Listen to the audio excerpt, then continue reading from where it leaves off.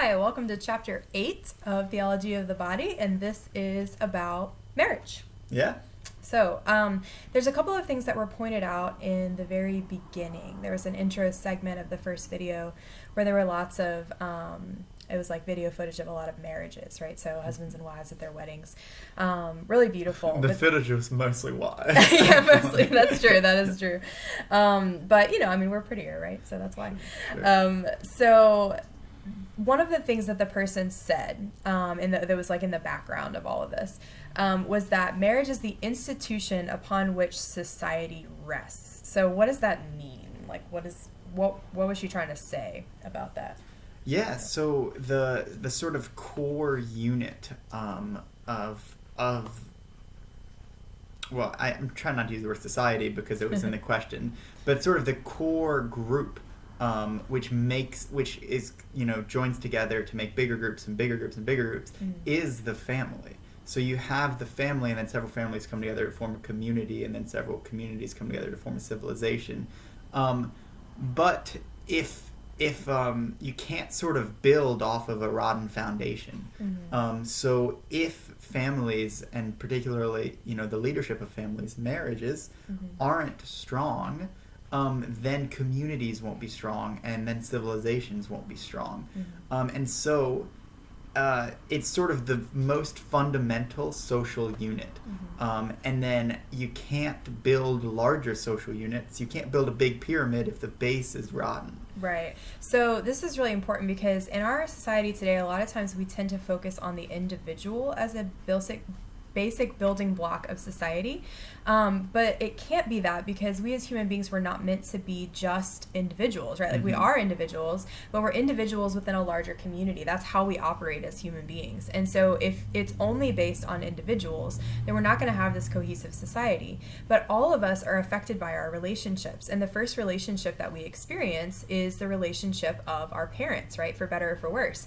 And so what happens when you have a society in which all marriages are starting to kind of like break down, or a lot of marriages are starting to break down, that's going to cause problems in the life of that husband and wife. That's going to cause problems in the life of their children. And you guys, a lot of you guys know this. Like, I know this. My parents are divorced, right? And there's a lot of wounds and there's a lot of baggage that can come with that. And so if we're not able to kind of deal with those wounds in a healthy way, like some of us are, but other people aren't. And when they aren't able to deal with those, it causes a lot of problems for society, right? And so this is why marriage is so important. One of the reasons why marriage is so important, and especially healthy marriages. So in this chapter, we kind of want to talk about, like, okay, what is God's plan for marriage? Because God's plan for marriage from the beginning is something that is going to be good and beautiful and whole. And so that's what we want to be able to strive for, right? That's what we want for all of you who are called to marriage. Right. A quick argument for why the individual isn't sort of the foundation of society. And that's, if we're looking for the beginning, then we should start at the beginning. So where do we come into being? Well, we come into being as part of a family, right? We don't sort of spring into existence from nothingness. Just on our own, yeah. If we did, then I would say that the individual is sort of the foundation of society. But because the fact that, like, we are brought into existence in a family, and we are formed and shaped by that family, then from the beginning we find the beginning. So it seems to me that the family unit, and then we have to understand that the family unit requires man and wife, husband and wife, you know, sort of as a foundation, in order to function properly. And we don't need to argue that. We can see that in our lives. Yeah, absolutely. Okay, so we do want to talk about, like, why did God create marriage to begin with? And it wasn't just, the way we experience it, but God had a plan. God always has a plan in mind.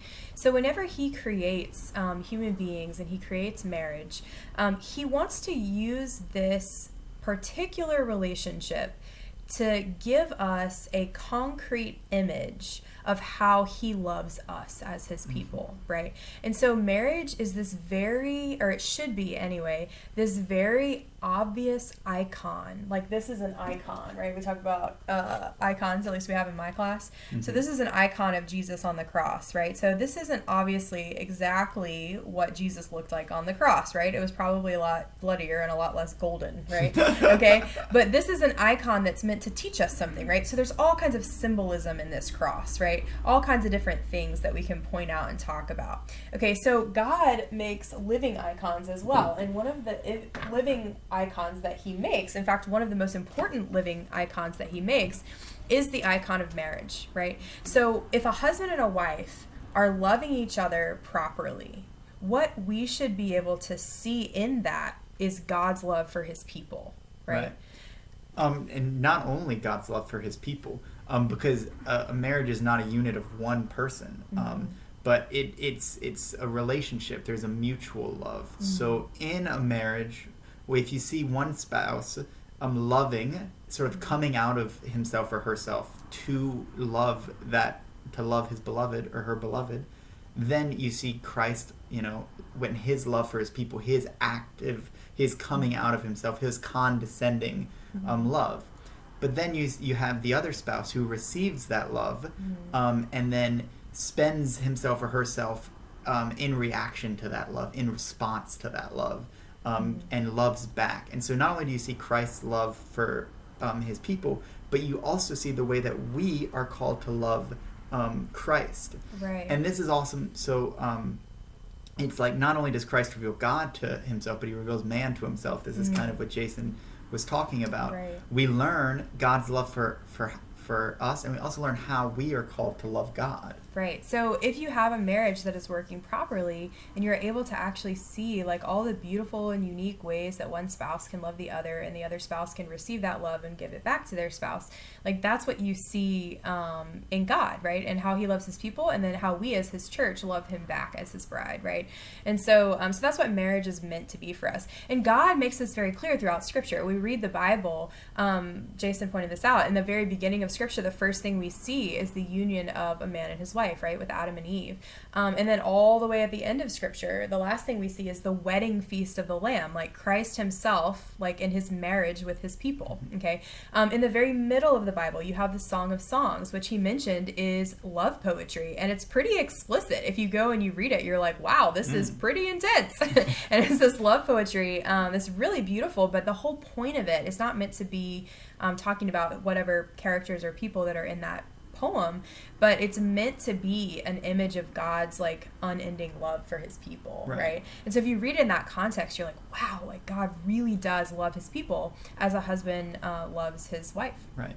And so it's this primary biblical metaphor, right? This idea of marriage and the marriage between God and his people, and the free, total, faithful, fruitful love. The giving of one's body happens in the Eucharist, happens in sex.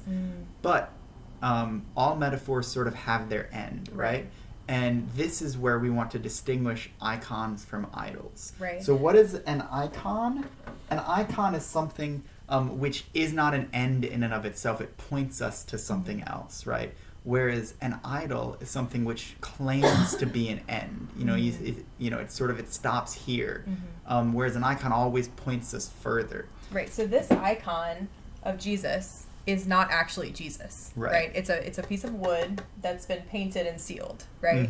But it's not actually Jesus. So if I were to actually worship this image, that would be idolatry. We'd be in trouble, right? Yeah. That would be wrong. That would be bad. I would miss the point, because this is meant to point me to the real Jesus who is living inside me, right? The real Jesus who is seated at the right hand of the Father in heaven.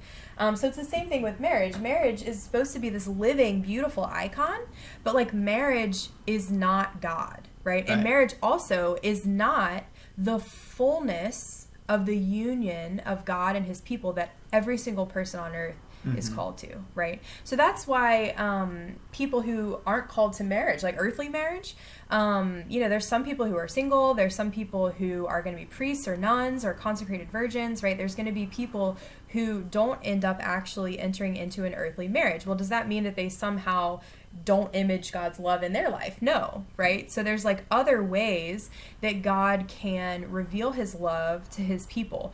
Jesus says, when he's talking to his disciples at the Last Supper in John chapter 15, verse 13, he says, "No greater love is there than this, than to lay down your life for your friends." right?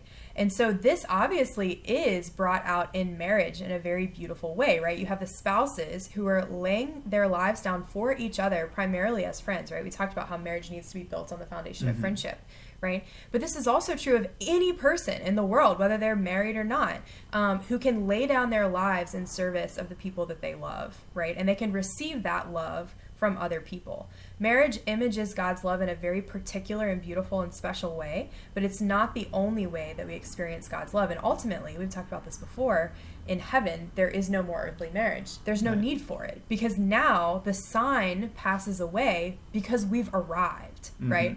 When you see a road sign that says Baton Rouge 5 miles, it's like, okay, well, that's a sign, but that's not the fullness of what it means to be in Baton Rouge, right? But when you get to Baton Rouge, then all of a sudden you're like, I don't need the sign anymore because I'm here, right? I have arrived. And so when we get to heaven, it's like we don't need earthly marriage anymore, because all of the joy and all of the beauty that was contained in earthly marriage find its ultimate fulfillment in what we're experiencing now in heaven, which is the love of God. And we can all begin to experience that love here on earth, whether we're in an earthly marriage, whether we're not. Right. And so another like sort of, it's not necessarily theology of the body, but one other definition or argument rather for why marriage is not the only road to holiness, is not necessary for perfection. It's because Christ himself was a celibate. Right. Christ himself came and he gave his life for the world in a non-sexual way. And if you can't say that Christ who was the most fundamental of all humans, who was the most manly man. I don't mean that in like macho, but like was the most. He was a true human being. He was a true man, yes, because he was not corrupted by sin at all. So if it wasn't present in his life, then it must not be necessary to be true man. There was a quote from Kristalina at the very end of the video. She said, "Your significance does not depend on having a significant other." And this is just so important because we want to give marriage its glory as a primary or as Pope John Paul II says, the primordial eschatological sign, but we don't want to make it an idol where we say, this is where your road ends. Right. It's not where your road ends, and it's not necessarily where everyone's road goes through. Right. So Kristalina mentions that like marriage is not the fix-all, right? And she kind of thought that before she got married, because she had experienced so much brokenness in her life, and she experienced a conversion before she was married to Jason. And so she thought, like, now that I've experienced this conversion, now that I've accepted Jesus, now that I recognize that all the ways that the people were trying to love and like display marriage in my life and in my family was like not really true love, now I can have this true love and I can have this true marriage. But when she entered marriage, she hadn't dealt with her problems, right? She hadn't gone to counseling, and y'all saw in some of her other videos that like she really needed counseling. There were some significant wounds in her life. And so she mentions that we have to deal with our issues now, right? All of us have problems, all of us have issues, and we need to deal with those as best we can now, so that when we enter into marriage, we don't bring those things with us. So like marriage isn't this fix-all that like all of a sudden is going to make me perfectly happy and there's going to be no problems and all of that kind of stuff. It doesn't work that way. Yeah. Okay. So the second video we're going to kind of gloss over a little bit. One of the things that they said that I think kind of goes along with what Kristalina was talking about is that marriage is not necessarily the easier of the vocations, right? And we tend to think of that. We tend to think like, oh, marriage is probably the easier thing for me to choose. It would be much harder for me to be single or for me to be a celibate in some way. Well, actually, it's kind of funny that you mentioned that. So I spent a good bit of time in seminary, a bit of time, I don't know about a good bit. But when I was there, and maybe even while I was discerning, I kind of thought that priesthood would be the easier vocation, just because, like, you have a house to yourself, and you're not, you have a hard day at work, but then you get to come home and be alone. And if you get woken up in the middle of the night, at least you have a 10-minute drive to compose yourself, to put yourself in a state where like you can be loving, as opposed to like being woken up and immediately having to be a minister. And I kind of had this idea that in a way, like I would have more time and more space for me. And the truth is, like, that's not true. But we also can't go too far the other way. Like, I think as we grow and as we mature, we come to realize that like that like there's no real value judgments on vocations. Like they're Right. all as hard as they are, Mm-hmm. and that's an individual thing. It's not that Right. one is more generally easy and one is more easy for you. Like no, like they are going to be as hard as they're going to be. Right. And There's struggles in every vocation and there's joys in every vocation. And like whatever God calls you to, he's going to call you through the struggle to the joy. And so whether that is going to be in marriage or priesthood or to be a nun or to end up being single, like whatever it is, like God's going to provide you with the graces that you need to experience both, right? The struggle and the joy. It's the cross and the resurrection. And no vocation is immune to that. And you can't have one without the other. You know, when the apostles ask Jesus to sit at his right and at his left, his response is, "Can you drink from the cup that I drink from?" Right. And what that means is martyrdom. And eventually he goes on to say, well, it's not mine to give. But what he uses that teaching moment to say is that, like, do you want the joy? Well, then you must experience the struggle. Like, they go hand in hand. They cannot be divorced from each other. Right.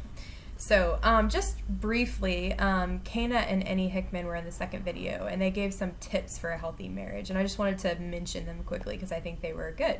The first one is to never stop dating, and I know when some people first see that video, they're like, wait, what do you mean? Because they're thinking like dating other people. Well, obviously that's not what they mean. They mean dating each other. Like even when they're married, they need to actually make time and make space for each other. Because when you get married and you start having kids, all of a sudden a lot of your attention is going towards your kids, which is good. But your ultimate vocation is not to your kids. Your ultimate vocation is to your spouse, right? And so the two of you have to have a healthy relationship in order to then give to your kids, right? If you're going to give your kids the best possible life, one of the greatest gifts you can give them is to have a healthy relationship.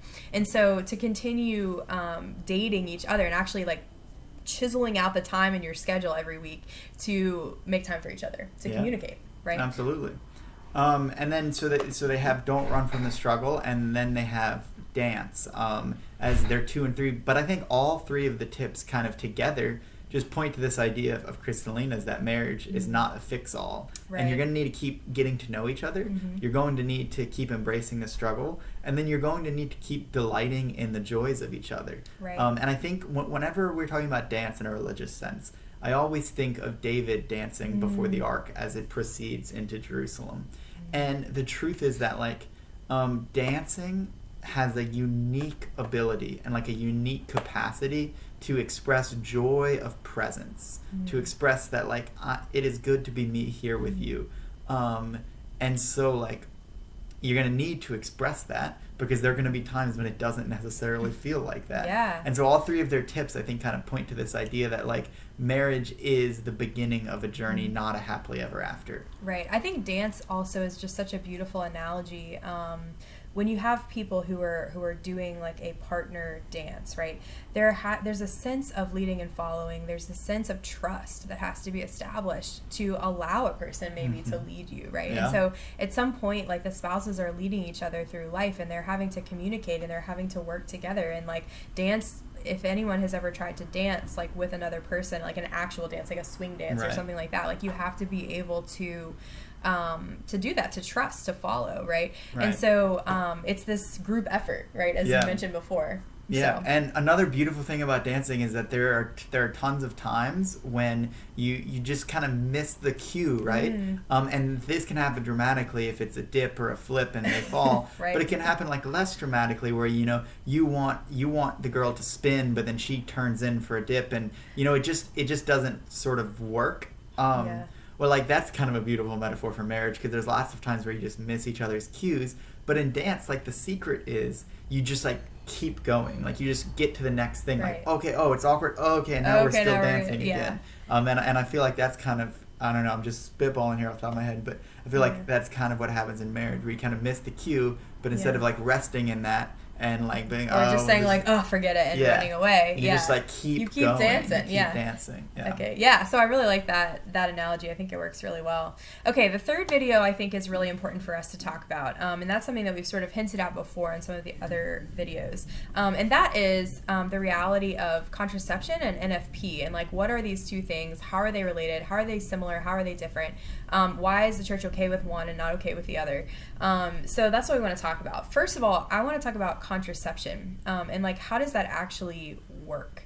Okay, so there's lots of different types of contraception. The most, I guess, popular types out there are actual physical devices that you could put in a woman's body or on a man's body.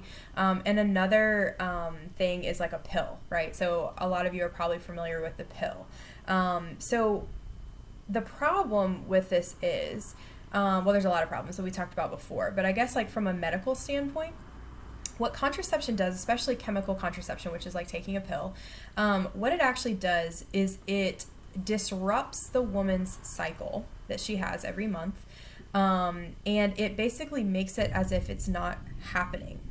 An issue with this can be that it can actually do damage to a woman's cycle. It can actually harm her body such that even if she decided later to come off of that pill, it can make it difficult for her to conceive a child because her body is chemically altered from how it was before. So this can be really dangerous. Also with the physical devices that can be implanted in a woman's body, those things are shown to be very dangerous as well. They can rupture the woman's uterus, they can cause internal bleeding. There's all sorts of issues that can be caused for this. So me as a woman, if I know the truth about contraception, like that's kind of scary, right? So that even if I wanted to use it for a time, like basically what this is having me do is alter my body and the natural processes and the ways that it works in order to be able to have pleasure without the natural consequences of that pleasure. And so, go ahead. You probably learned in biology class about circadian rhythms, about this idea that sort of the body works cyclically through many things. And even think about, you sleep, you get in a sleep cycle where you sleep the same amount of time and then without an alarm clock you wake up at the same time no matter what. And then you get in eating cycles where you eat. Well, if it disrupting a woman's cycle can be, think of an example, especially if you're a guy and you're like are having a hard time. Think about like if you weren't allowed to develop a sleep cycle, where like someone came in the middle of the night at a different time and like woke you up, and it just like your body wasn't able to do the natural thing that it is doing. Well, like you're not going to be as healthy as you would be normally. So sort of artificial disruptions of cycles. It can cause problems. It can be uncomfortable in a lot of other ways. Okay, so what is the difference then with NFP? So NFP is Natural Family Planning. We just use the acronym. And it's different because it doesn't require introducing anything artificial into a woman's body or a man's body. What it does is it actually studies the woman's cycle. So there's actually been, in the last, several decades, there's been incredible scientific research done about this, to where now, basically, we as women have the ability to track our cycle using physical signs, one of which, for example, could be like your temperature every day. So there's different ways in which we can track our cycle and start to study ourselves and our own bodies uniquely and get to know what are the periods of time of the month that I am actually ovulating, like that it's actually possible for me to get pregnant, because men are always fertile, women are not, right? There's only like a couple of days, they mentioned in the video, about a week usually in a woman's cycle when it's possible for her to even get pregnant at all. Okay, so what we do is we're actually able to study our own cycle by charting every day, like these physical signs, and we can figure out when am I ovulating, when am I actually able to get pregnant, and when am I not. And so if I can do that, then a husband and wife, what they can do is they can say like, okay, right now we've prayed and we've talked about this and we've communicated about this, and we would love to have a child right now, right? And so if they do that, then they can try to make sure that they have intercourse in the times when the woman is actually able to get pregnant, right? On the flip side, you may have some serious issues going on in your life, in your marriage. Maybe you and your spouse are very poor. Maybe you're having some significant financial struggles. Maybe one of you has significant health issues, right? Especially the woman. Like maybe if there's some reason why it would be very dangerous for her to get pregnant, right? And so these are legitimate reasons the church says that someone could try to avoid pregnancy. Well, the difference between contraception and NFP is that what contraception does is it goes in and it actually disrupts or changes or harms even the woman's cycle such that she wouldn't naturally get pregnant. NFP, though, requires that the husband and wife during that fertile time of the woman's cycle, choose to abstain from sex. So they just don't have sex during that period. And so then they could have sex in the other periods of the month, but not during that one period when the woman can get pregnant.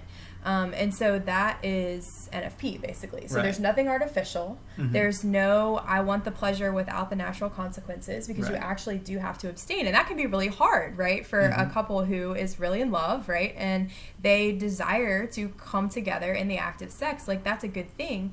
So to have to say no to that can be very difficult, even though it's temporary, right?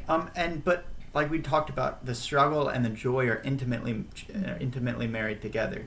So it can be really, really, really hard to have to abstain from sex to your with your beloved in a marriage. But at the same time, there's a unique joy in that it guarantees that the sexual act is always an act of choice. How is this? Well, before you have sex, you're sort of required to have a conversation. You have to sit down and say, like, are we fertile right now? And if the answer is yes, we are fertile, then we choose to abstain. And if the answer is no, then you can choose to sort of freely give yourself. But because there's a choice, and because you have control, and because you can say, you have the capacity to say no, then like there's sort of a guarantee and a peace and a freedom to know that like you are saying yes, and you're not just sort of acting blindly on impulse, and you're not using sex as a therapy, and you're not using sex, and you're not using your spouse as like an object of sexual gratification. Like no, like the capacity to say no, like guarantees the freedom of your yes. And so in a way, like chastity is carried out in the marriage through natural family planning, because like by demonstrating self-mastery to each other, you are assuring each other that like when you do have sex, it is not out of use, it is not an act of taking, but an act of giving. Right. So there's a ton of benefits to NFP that come along with that. That basically, I mean, NFP is not something that we have to use, right? Like, but at the same time, we could get pregnant every year, right? And the so church's okay with that. Yeah, and it's kind of like up to that couple, right, and their discernment, their discussion with each other, and their discussion with God, right? But it is an amazing tool. And like honestly, girls, I'm gonna speak real, like just be real with you right now about being a woman. Like, to me, NFP is super empowering because it helps me to know my actual cycle, know my body, know that if there are issues, right? So like in the video, Maggie talks about how she has PCOS, which is a very common issue that a lot of women have. So if you're a person who has a cycle that's very irregular, and maybe you have a lot of pain or cramps or whatever else that is involved with that cycle, the cool thing about NFP is that it's not just about like whether or not to have kids, but it helps a woman actually know her body such that she actually knows like, okay, is there something actually wrong here? Like, do I have like a deficiency in a certain hormone or something like that? And when you talk with a doctor who's familiar with NFP, which there aren't very many, but there needs to be more, right? Because this is amazing that like, instead of just throwing a pill at it, right? Like contraception, like a lot of us will take contraception just because of like medical issues, right? But what that is just a Band-Aid. What it does is it just stunts your cycle and it stops your cycle, and so it prevents those problems that you're having. But if you're doing NFP or if you're charting your cycle, you can actually learn, okay, what is the specific problem that's causing this pain or causing this irregular cycle or whatever else, and then you could actually have certain like hormone therapy and different things such that it can actually heal whatever it is the problem, actually fix the problem instead of making a Band-Aid or whatever. And what's really cool within a relationship, within a marriage, is that medically speaking, like they said in the video, it doesn't just help with avoiding pregnancy, but it can also help couples significantly who have fertility issues and are having trouble conceiving a child but desire a child. And so it works both ways, which is really, really cool. And so for me, it's like empowering to know my body, but it's also empowering to know that my husband, my spouse, would get to know my body, actually respect my body for how it works and how it doesn't work, and not just say, hey, take this contraception, take this pill so that I can have sex with you whenever I want. And so it really develops this communication, this understanding, this respect, or it gives the opportunity for that to take place. Yeah. And another thing which they briefly mentioned is this idea that fasting like increases the joy. So you can say that absence makes the heart grow fonder, Right. which is true. But another sort of old-timey phrase is that necessity is the mother of invention. So what does this mean? So the most sort of natural way that a man and a woman show their love for each other is through the sexual union. Well, when that is removed, when you're fasting from that, okay, well, now you have a need to show love in another way. So necessity is the mother of invention. So it leads to creativity. It leads to romance. It leads to, how many times have you heard, whether it be in TVs or movies or maybe in real life, a couple who's been married for several years and they say like, oh, the romance is dead. Like there's no romance anymore. Right. Well, when you're forced into showing love in another way, that's when you're forced into writing each other love poems. You're forced into surprise flowers. You're forced into random conversations or long walks, or you find the things that bring joy to the other's heart, and because you have a need to love them, you do those things. So it reinvigorates romance, and then that romance then rekindles the sexual act too, and it's this they play snowball into down a each other. hill. It's a positive feedback loop that leads to long and healthy marriages. Yeah, so I think that is incredibly important. I know that some people will talk about too, like long distance dating relationships, right, where they're like getting to know each other and they live far away, and that's like really, really hard. But one thing that they do say, that a good thing that can come out of it, is that it forces them in the same way to show love to each other in different ways, right? And so this is something that we as human beings, like, we need to do this for all relationships, really, is to learn how to show love in a variety of different ways, right? We can know how to make, like, different people have different things that really make their heart sing, right? Like different people feel loved in different ways. You may have heard of like the 5 love languages. You guys can Google that, the 5 love languages. That kind of teaches us like what are the particular ways that make me feel most loved. Like for some of us, physical touch is pretty up there, right? But for some other people, like maybe acts of service or words of affirmation or different things like that. And so it really forces us, like Mr. St. Cyr said, to be creative, right? To actually learn about the other person and not just go to sex every time we want to show love to each other. And that's true too, or it's helpful for us because we are sexual beings, but the body is not the only part of us, right? We have emotions, we have a mind, we have different things that need to be loved. Like we talked about last week, we are our bodies, but we are more than our bodies too. And so fasting from the sexual union forces us, like Ms. Krause says, to love the wholeness of the person. And I think that the last point I have for marriage is just that you get the wholeness of the person. Right. So you get, for better or for worse, for richer or for poor, for in sickness and in health, yes, like you get the unique joys of deep intimacy, and you also get sort of the unique sorrows of another person's wounds becoming your wounds. And so, like, when we think of marriage, let us rejoice in like the glory that it is as a sign of Christ resurrected, but let us also like accept and carry it with love as a sign of Christ's crucifixion, because it is both. And it is a beautiful thing that in one particular relationship you get to experience the crucifixion and the resurrection. Right. So actually, up on that note, I'm going to leave some links, and I'm not sure what Mr. St. Cyr will do with his class, but I'm going to leave some links in Edpuzzle for some other videos that I would like you to watch that are talking about marriage. There's 2. There's one from a woman and one from a man, and they both are kind of talking about this self-sacrificial, Christ-like love. So the male's perspective, it's called a crucifixion type love. So what is this love that we're really called to in marriage?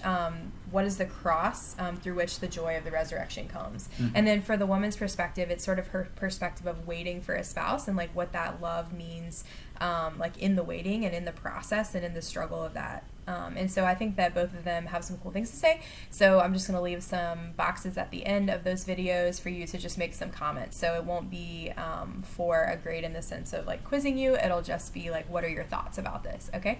So that's all I have. Is that all you have? Yeah, that's it. All right. Sounds good. Y'all have a great day. Enjoy it.